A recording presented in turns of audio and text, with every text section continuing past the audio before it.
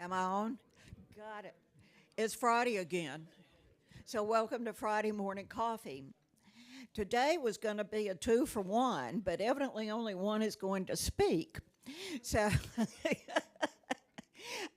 please let me present Katie Crumley, the Assistant County Administrator. And Katie is a graduate of University of Oklahoma. And how did that happen? Anyway, she belongs to many organizations here in Gainesville.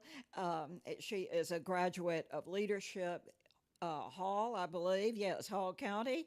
And she and her husband also are active in sports and other activities with their 3 young children. So we're happy to have Katie.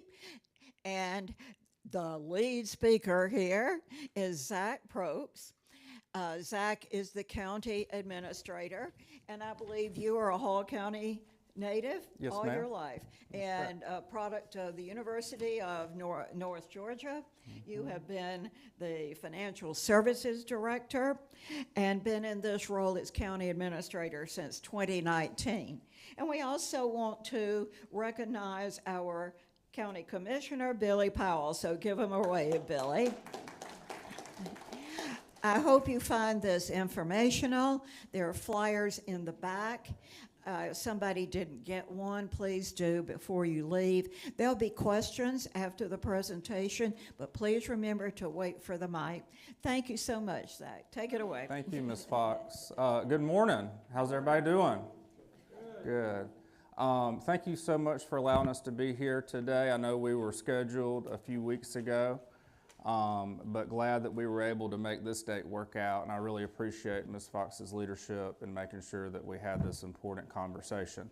So this morning we're going to talk about what everybody wants to talk about at 9:30 on a Friday morning, and that is taxes. But this is an important conversation. We have been going around the community trying to educate as many of our citizens as possible about dedicated transportation funding through sales tax. So we're going to have a conversation about that this morning. We've had a local sales tax program in Hall County for decades.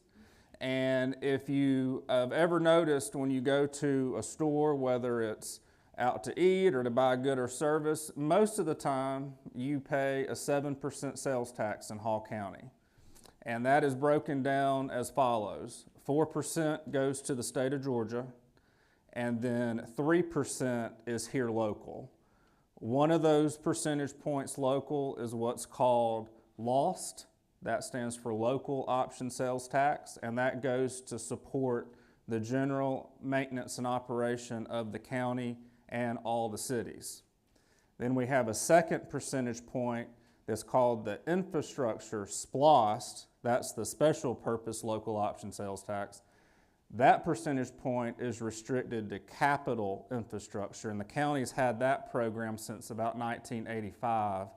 And since 1985, the citizens of the community have renewed that SPLOST program 8 times, and it has infused $1 billion worth of capital improvement into the community. So I always say when I talk about our infrastructure SPLOST, Hall County would look very different without that $1 billion investment, because we funded everything from our courthouse, our fire stations, our parks, some roads, sewer, fire trucks, ambulances, sheriff's patrol cars, you name it from a capital standpoint, and that's been used to invest in those endeavors.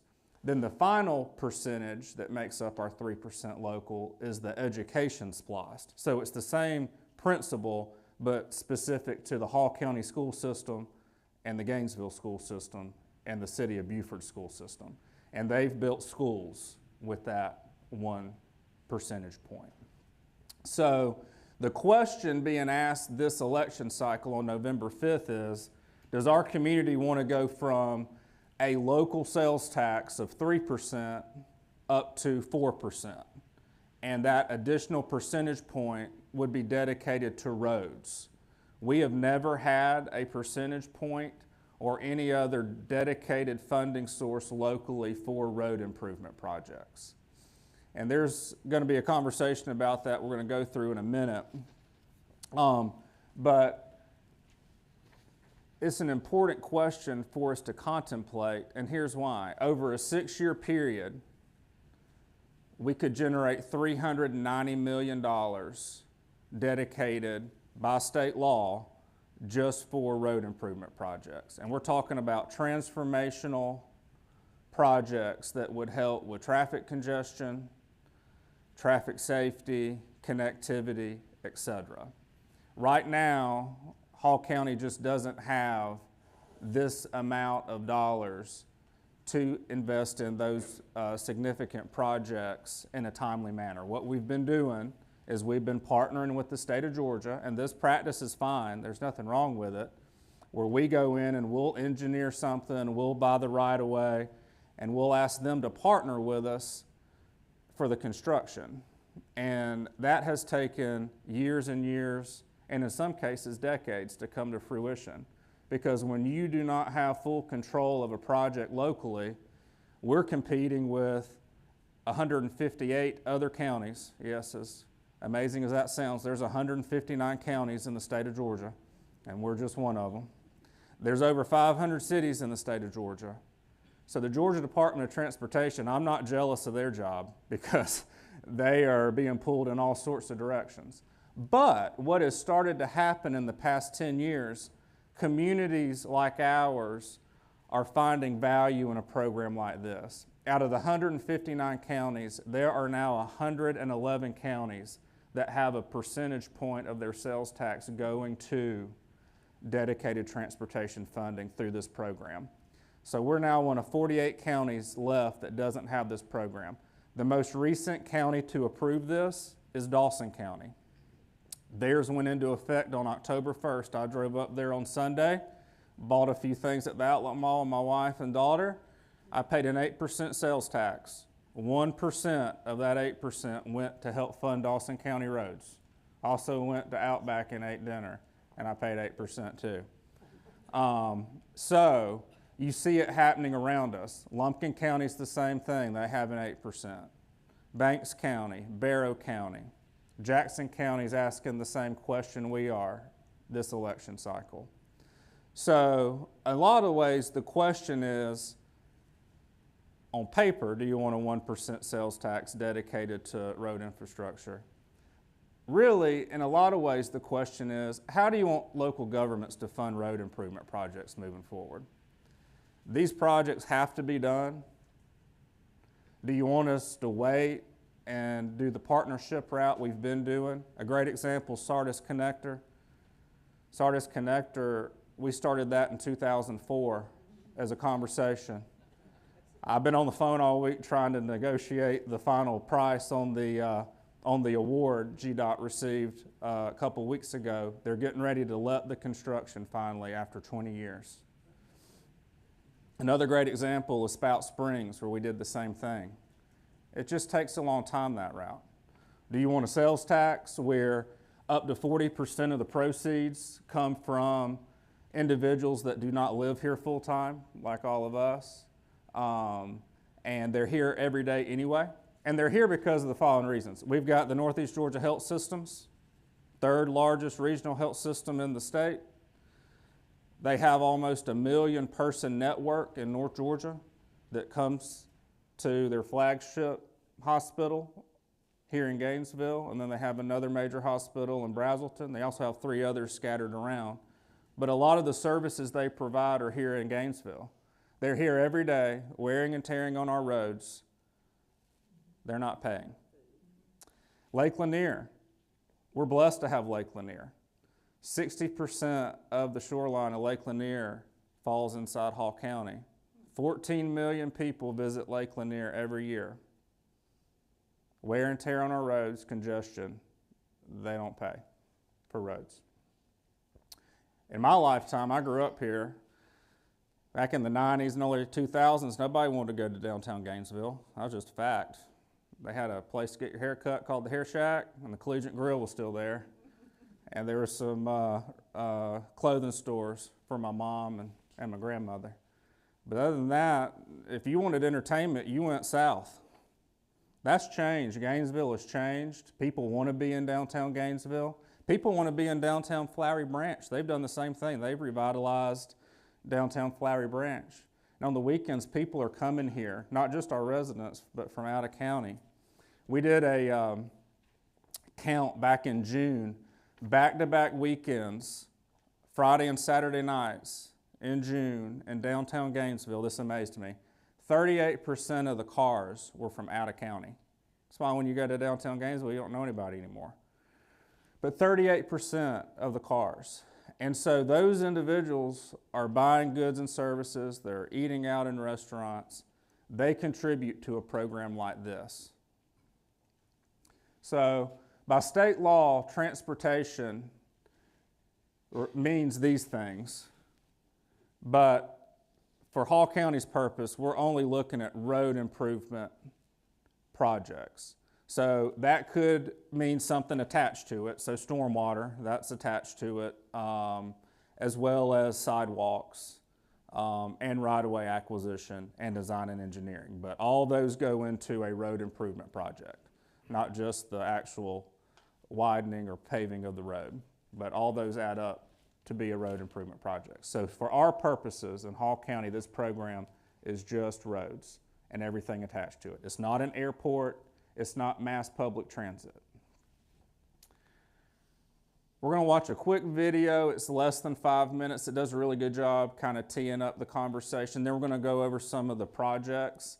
We've got a litany of projects that total $390 million. Time doesn't allow us to go through every one of them, but we want to kind of give a flavor of some of the major projects and give some examples of what the funding would go to. Whoop, did I? Yes, we can move that. Mr. Ross, you're probably going to have to come up here and show me how to do this. I'm sorry.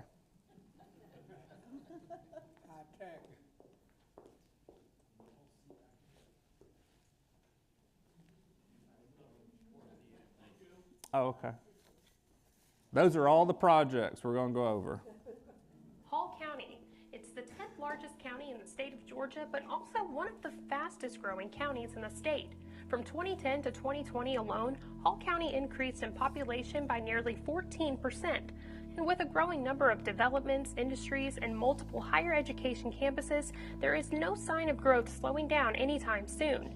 In fact, the Georgia Governor's Office of Planning and Budget estimates Hall County's population to grow to 250,000 residents by the year 2030.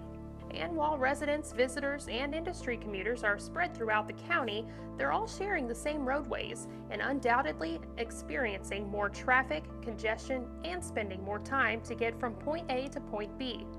Of course, Hall County government is always assessing road work to improve the quality of life for its citizens, but these major projects take time and money, more than what is ideal to keep up with growth. In 2004, when we first started talking about the Sardis Connector, we are about to let the project out for construction. In that time, for 3.5 miles of road section, the cost has gone up to $46 million. There's not a day that goes by that I don't think about traffic and how it impacts our citizens. That is the biggest complaint that I get from our citizens, is the growth and the traffic. You have Gwinnett County moving this way.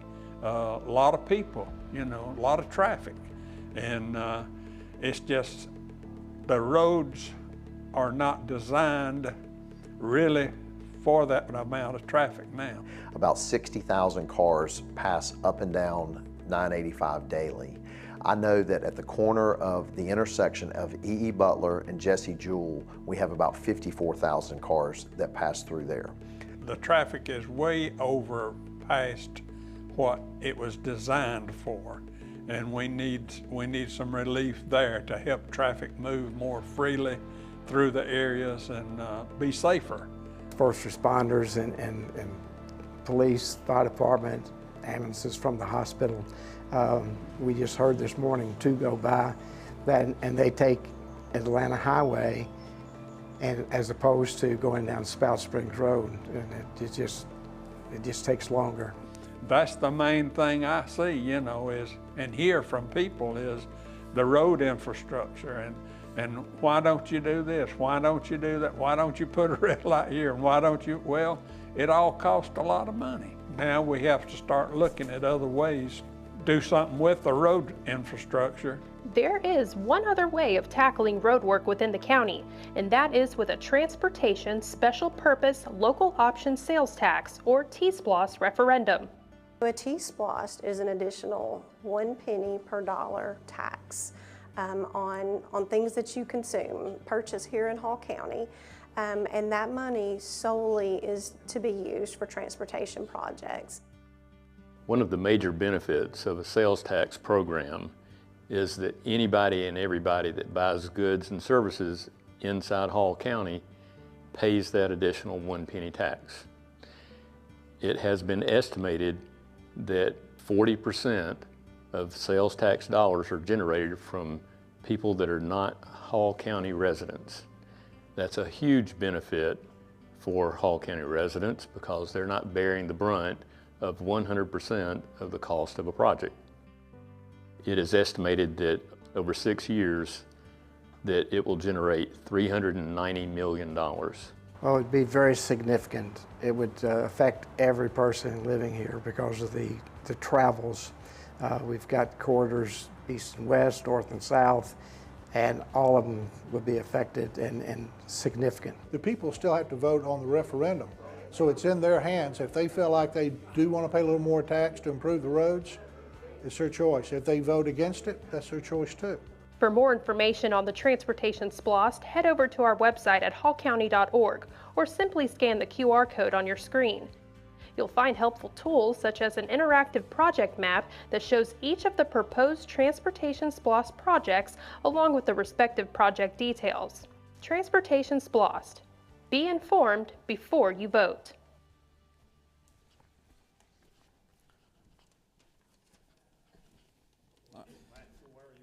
Yes, sir, I got it. Thank you. All right, so as I mentioned, the question is, and this is the exact language on the ballot, since you all live here, it's going to be the last question on your ballot. If you live in the city of Gainesville, it wouldn't be the last question. But you got to work a little bit to get to the question. So the question is, shall a 1% sales and use tax be in Hall County for 6 years, raising $390 million for transportation purposes? So unlike our other E-SPLOST questions that you're asked periodically, or your general infrastructure SPLOST question you're asked periodically, those questions we can itemize out projects so you know what you're voting on in real time when you're casting your vote. This question by state law limits it to this. So it's very vague in my opinion, because someone could read this and interpret transportation to mean something different than road improvement projects. So we are going around again educating as many of our citizens about what does that question mean in great detail. And on the back of this flyer, there's an itemized list of the major projects. So $312 million makes up 80% of the program, and those projects are itemized out. So what does that mean? That means we are codifying that these projects by name will be done, and that's a guarantee based on how our intergovernmental agreement was crafted and agreed to by the county and the cities, and how we've got to follow state law in naming these projects out. The remaining 20%, I'll get to that in a minute, but Hall County has also committed our percentage of that, which totaled $33 million, in a list of itemized projects. So we'll also show that in a minute. Here's that bucket itemized out. Our number one priority project is the Spout Springs Phase 2 project. That's in South Hall. We started the Phase 1 project quite a few years ago with right-of-way and design. The state came in, built that 4-lane parkway from Hog Mountain Road there at exit 12 on 985 down to Union Church Road. When you get to that point, it merges back down to 2 lanes. It's a narrow, rural country road in an area that is no longer rural country. And so this project is a 3.4 mile widening to get from that point at Union Church down to right at the Gwinnett County line. We cannot go inside Gwinnett County to do a Hall County project, so we got to taper it back down to 2 lanes right before you get into Gwinnett County. This is a $40 million project. We are currently buying right-of-way using our T-SPLOST 8 program. As I mentioned, we have used our infrastructure SPLOST program for certain road projects in the past. It's only a portion of those programs because we have to have that money and those programs for all the other capital outlay that we're responsible for. We're the 10th largest county in the state by population. We're growing rapidly. There's other obligations we have to fulfill with that sales tax dollar, so we're only able to put a portion of it towards those road projects. But this is an example of that portion. $26 million going to right-of-way and design, but we don't have construction funding, and that's what this $40 million is. It's construction for 3.4 miles, a 20-foot median, 10-foot multi-use path on either side to get the whole corridor completed from Hog Mountain all the way down to the Gwinnett County line. That'd be a game changer in that area of the county. The second priority is McEver Road. My grandmother lived on McEver Road my whole life. McEver Road should have been widened 15 years ago, in my opinion. It is just a highly congested corridor. It's 4-lane from Dawsonville Highway all the way down to Monday Mill, and then it goes back to 2 lanes there. If we were to do the whole widening of McEver Road that's currently 2 lanes, that's almost 10 miles, and it would cost $110 million.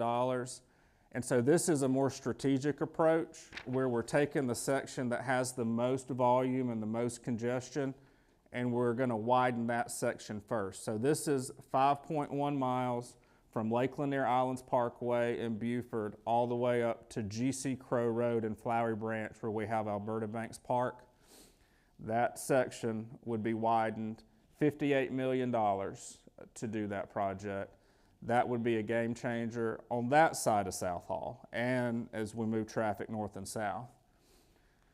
To complement it and to help traffic flow from the Monday Mill section to the G.C. Crow section that would remain 2 lanes, we need to install 4 roundabouts. And the reason why we want to install roundabouts is because if you're going north or south on McEver Road, and I've done this 3 times this week, you get stopped at Stevens Road or Flat Creek, or you get stuck behind someone trying to take a left on Radford, you're stacking up 15, 20, 25 cars to benefit 2 or 3 cars trying to make a left turn. That's just inefficient.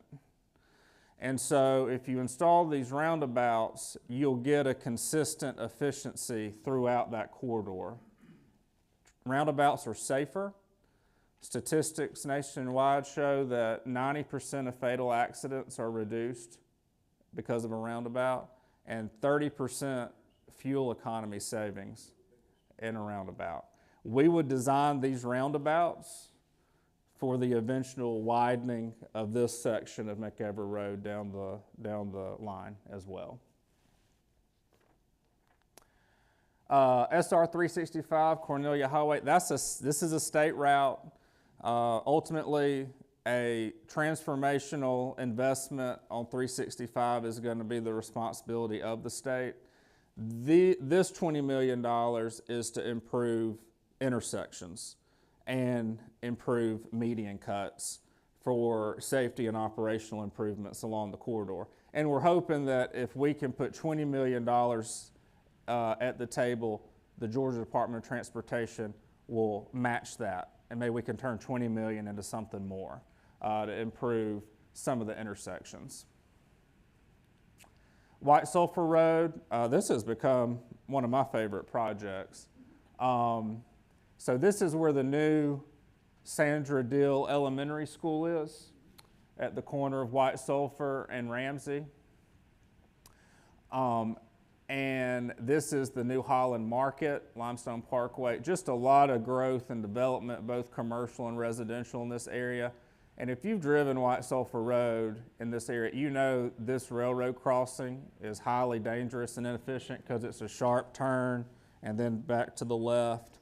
So we want to basically take White Sulphur Road, strategically widening it. I'm not saying that we're going to take the whole corridor to 4 lanes, but the big win is taking White Sulphur and taking it on down and making White Sulphur become Crescent and eliminate this railroad crossing right there. So it's much more efficient for traffic flow and safety.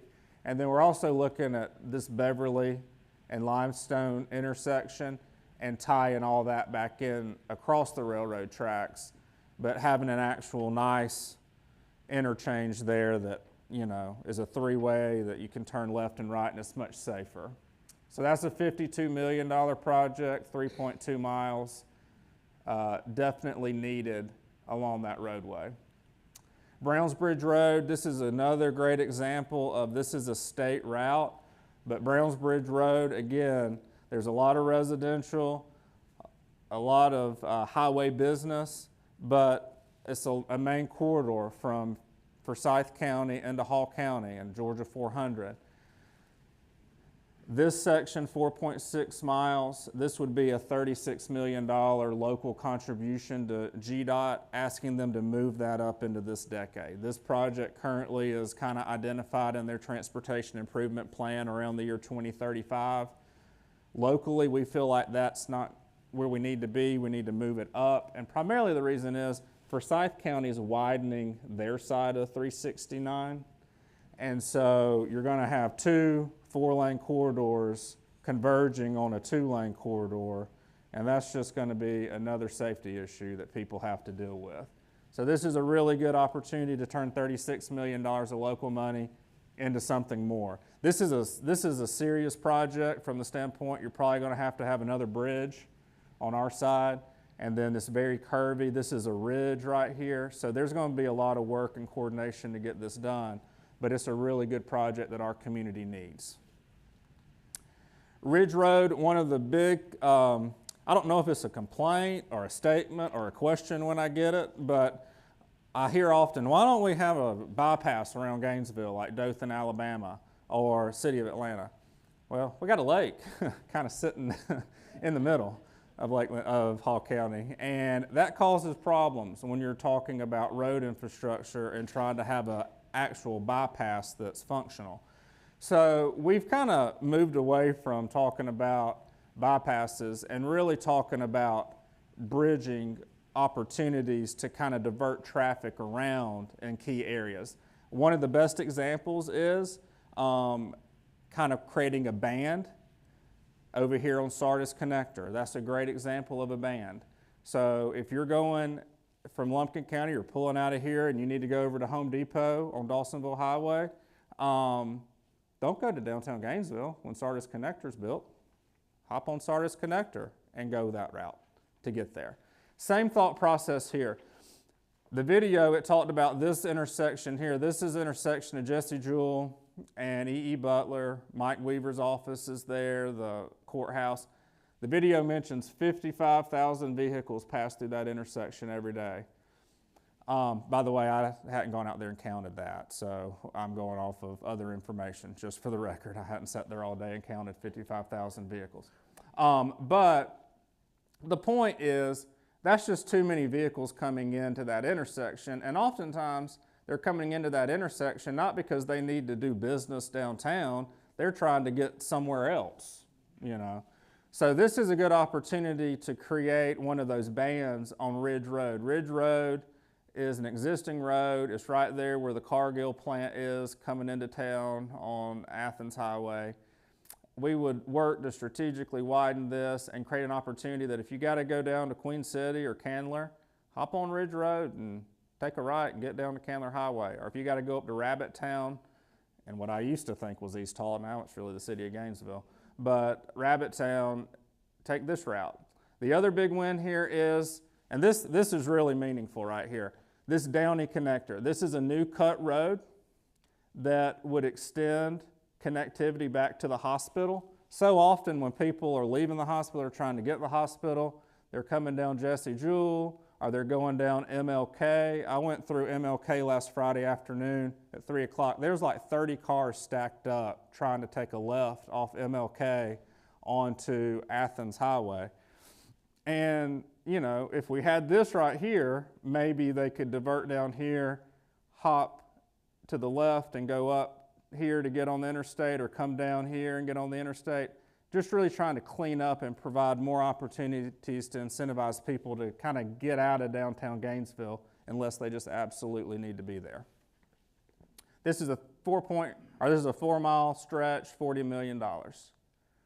Hilton Drive, again, this is creating another band opportunity. So this is Walmart, Target, this is Skelton Drive. This part is currently in existence.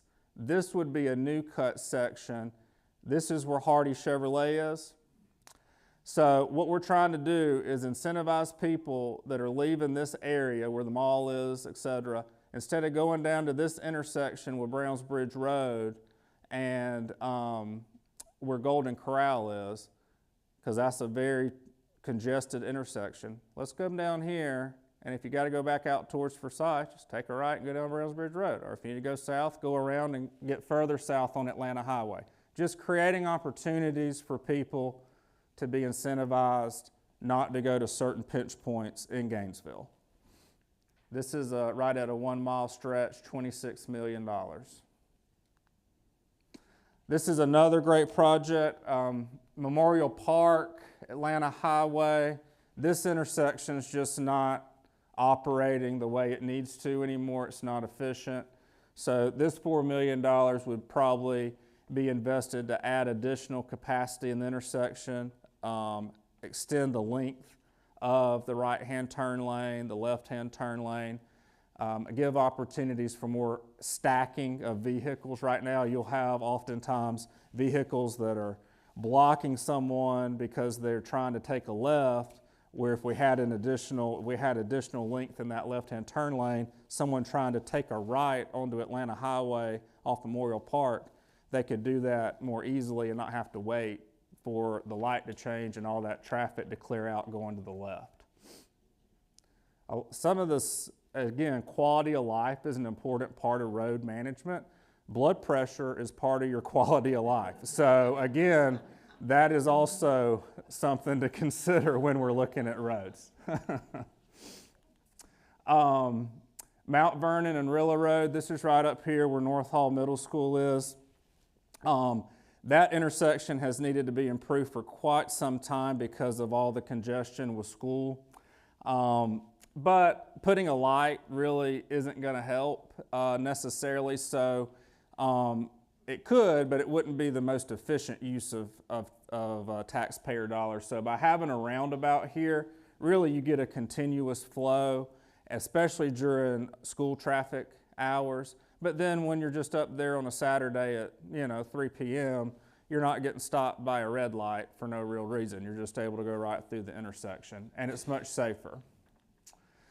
So that's kind of a flavor of the major projects. The 20% bucket, as I mentioned, that's an allocation to the cities and the county.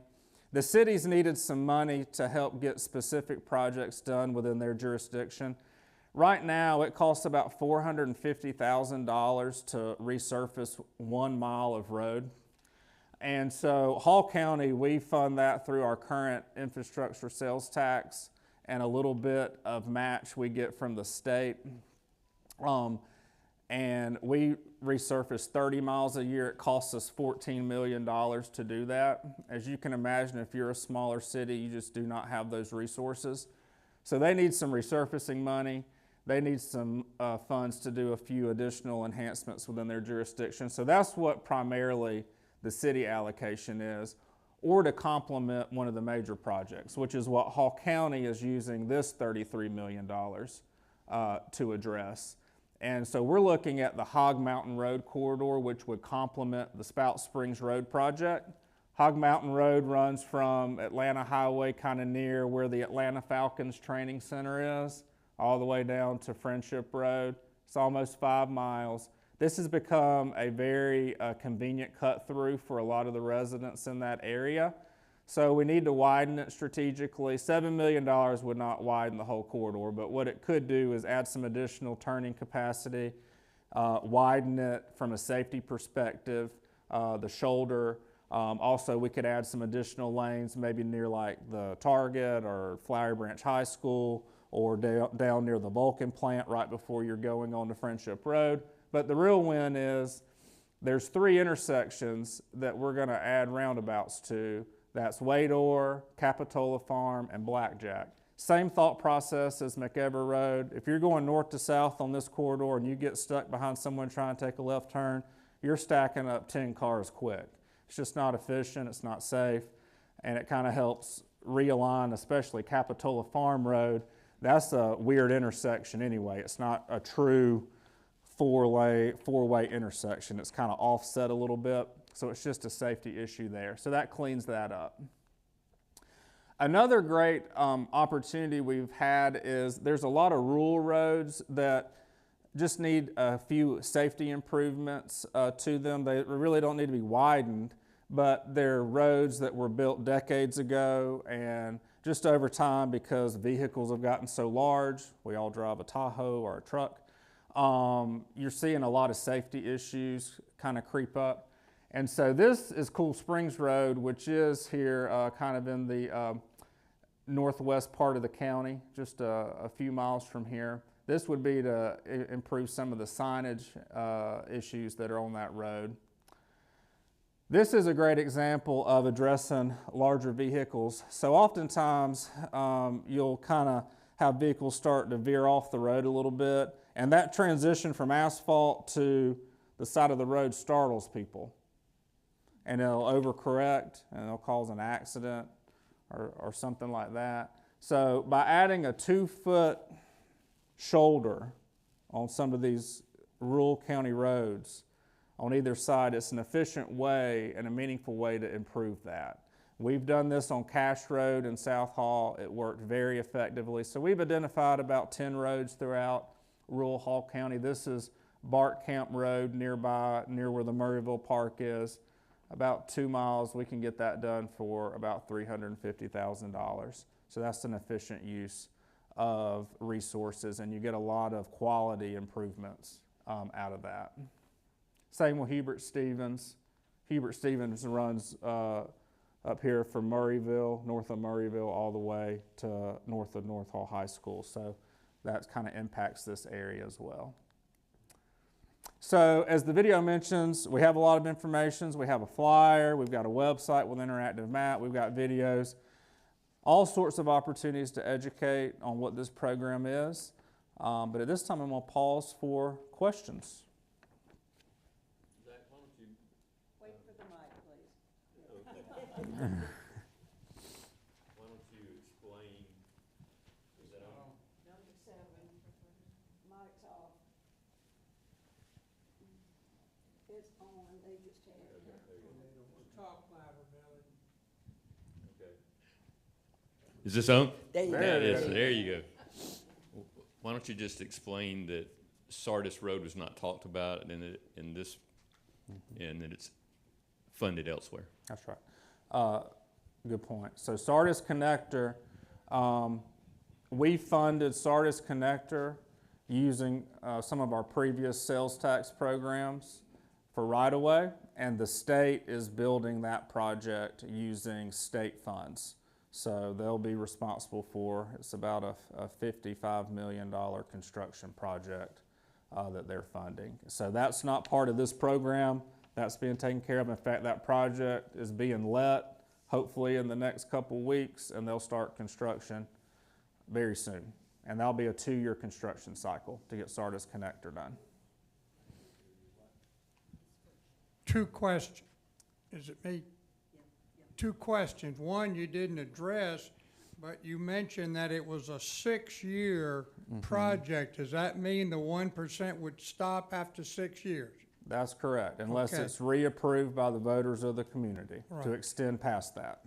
Secondly, The T-SPLOST, I remember we were promoting that when you were probably in the first grade, and it just seems, is it just going to go forever and doesn't have to be revoted? No, sir, it gets revoted every few years. So the last time we voted on a T-SPLOST, I believe, was around 2020 timeframe. So that cycle's coming back up here in another year or so. And you're not going to wait 6 years till you get to 390 before you start these projects. I'm assuming some of them you're already working on acquiring the land or whatever you need to do. Yes, sir, that's a great point, Strother. So Spout Springs Phase 2, we're acquiring right-of-way right now.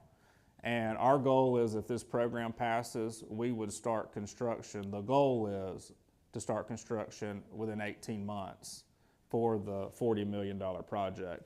But if the program also passes, we're not going to waste time. McEver Road, White Sulphur Road, we're going to award contracts, bid out contracts for design and engineering and right-of-way plans. And then we're going to go down here and we're going to start working on these smaller intersection improvements, because we'll get $65 million a year in cash flow. So we'll have funds available. So we work the projects concurrently. Yes. If Strother gets 2 questions, do I get 2? You get 3. All right, there you go.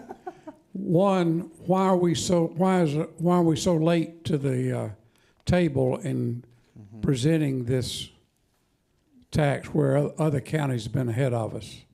So the first, it's really a 2-part answer to that.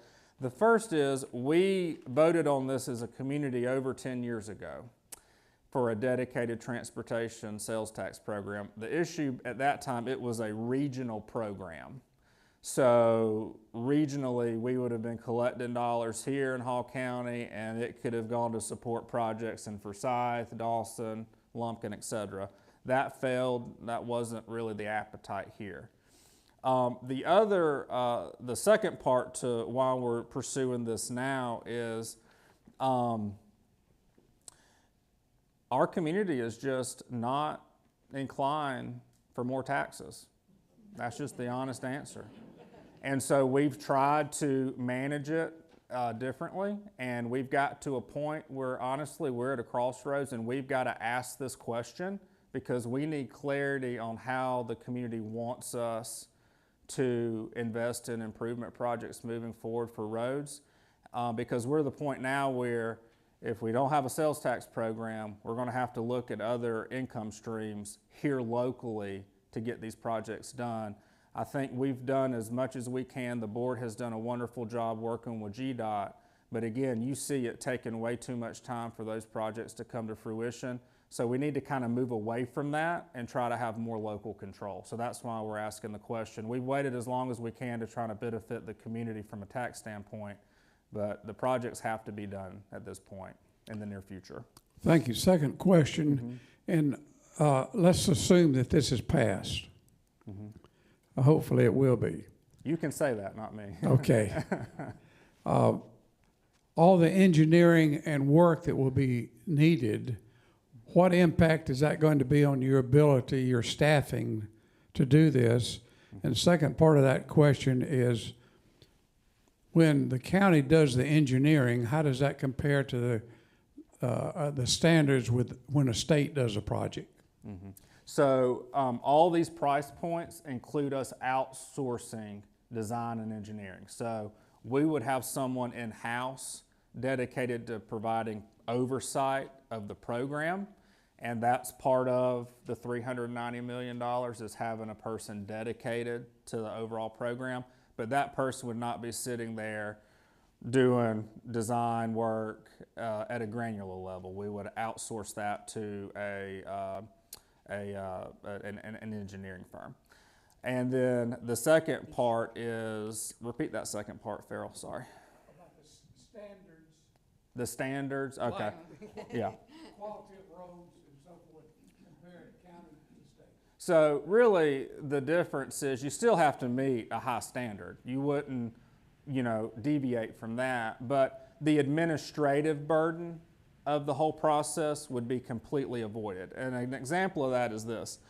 With Sardis Connector, for example, anytime we went to negotiate a right-of-way acquisition, not only did we have to handle that here locally with our attorney, the Board of Commissioners had to approve it, then we have to send it down to Atlanta, and GDOT had to approve it. Well, my whole issue with that was, this is local Hall County dollars we're using to buy a right-of-way. Why is GDOT having to sign off on it? Well, because they're eventually going to construct it. So you skip that part, you gain efficiency.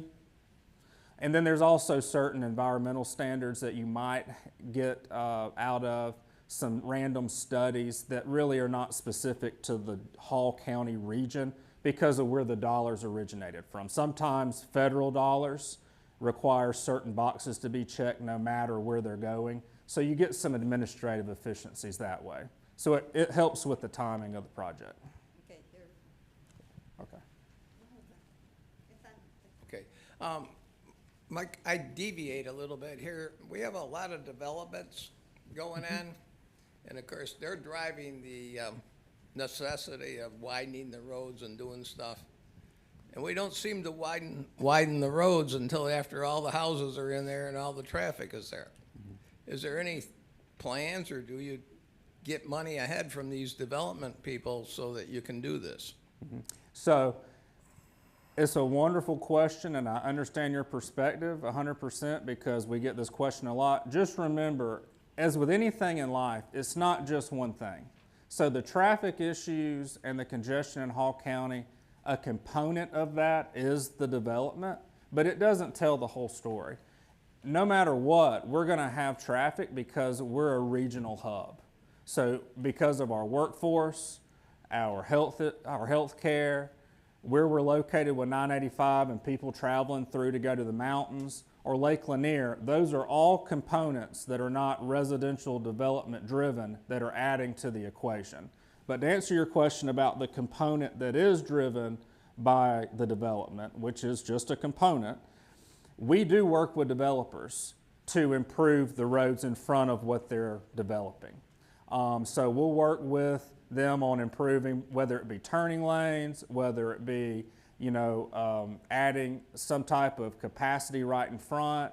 We'll also from time to time work on them providing a contribution to improve like an intersection. We've got a development going in right now near White Sulphur Road where they're taking a 45-degree angled intersection and they're fanning it out and they're making a 90-degree safe intersection. So we handle that on a case-by-case basis and try to make the development as good as possible.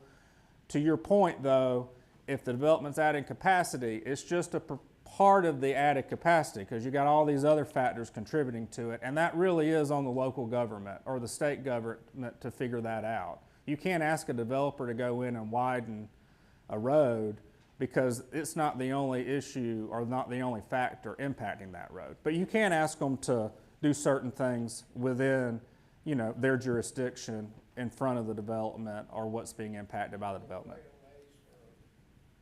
Say that, sir? Sorry.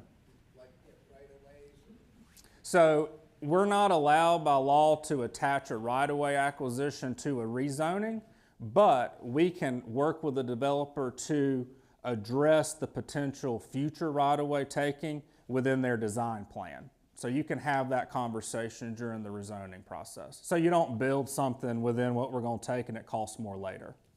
Yeah.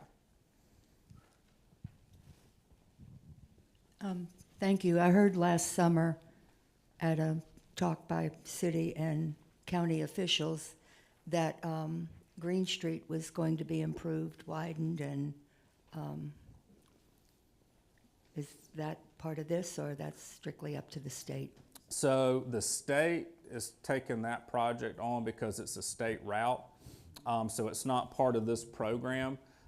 They've got the funding. What the holdup is right now is they're looking at the design of one of the intersections near where the tree is, thank you, the tree and the chamber and all that. So they're looking at that. They're having to go back and look at that one more time.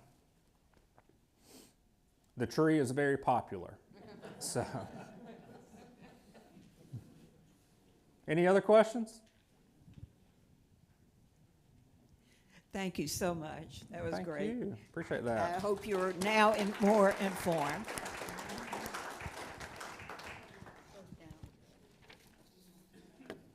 Is that it? All right.